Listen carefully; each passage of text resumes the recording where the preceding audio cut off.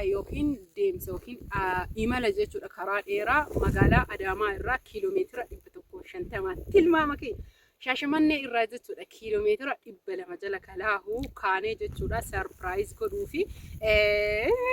sarpiraayiziin har'aa hedduu dadhabsiisaa gammoojjii magaalaa Keellaa jedhamtuudha Arsii Bahaa jechuudha gammoojjii ijoolleen hedduu ni beekanii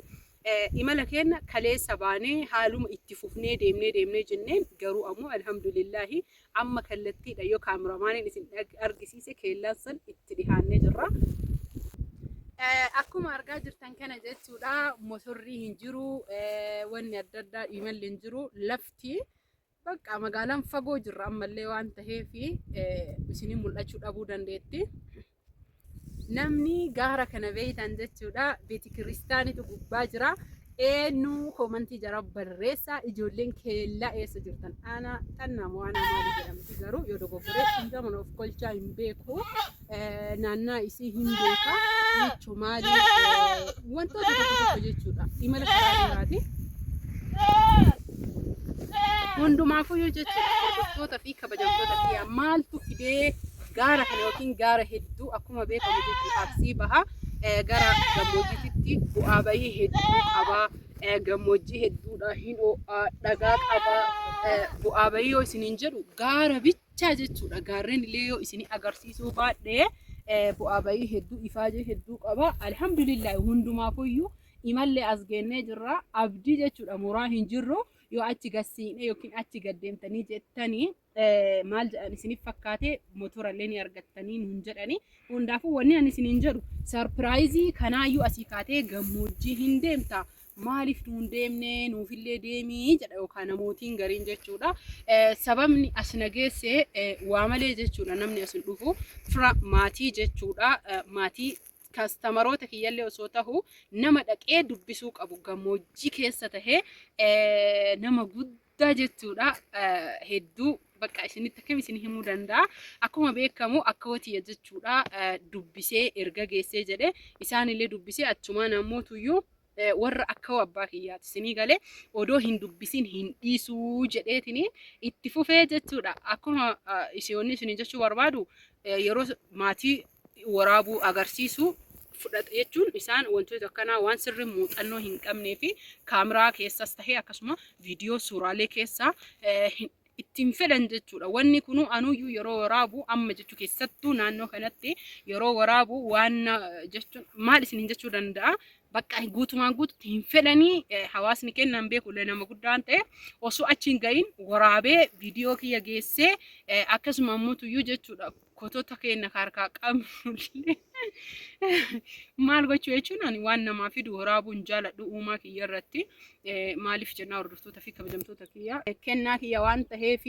akkuma isin maatii keessanii waan isaanii malu gootan yeroo baay'een beektan nam tokko sarpiraayiz godha yoo jedhe birrii meeqa akka fixuu imala wajjin karaa kana yoo deemtu bu'aa bahii hedduu ammanu jechuudha Shaashamannee irraa kaanee achumaan akkuma isin himee jedhe sirboo turree baadiyaa sirboo warra kenna akka watii bira turree achii bulee ganama subii imala kiyya itti fufee gara eessa isiniin jedha Adaamaa lixee achiin gaddeebi'ee zooree jechuudha rooberraan ganaa ofirra karaa dheeraa deemnee guyyaa lammaffaatitti amma Keellatti dhiyaanne laayik illee gochuu sheer illee ijoolleen shirkaa ijoolleen soolee ijoolleen maali ani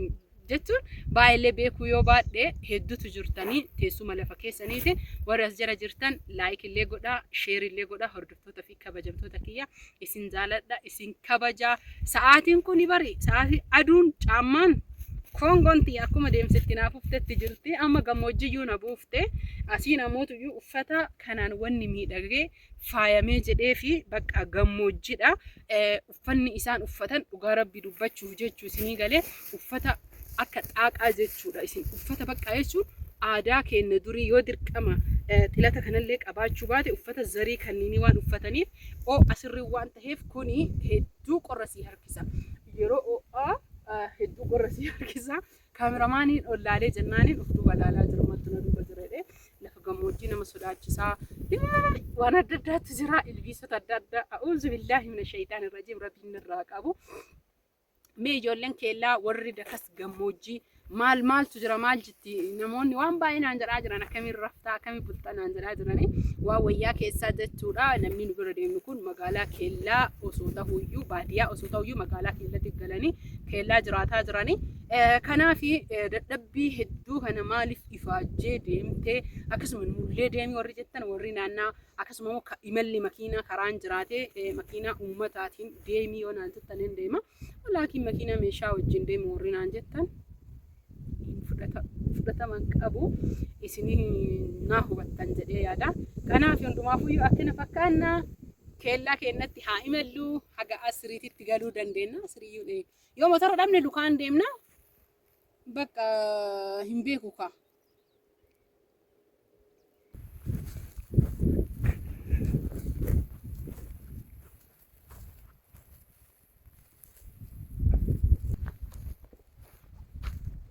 dhiyaachuu kaane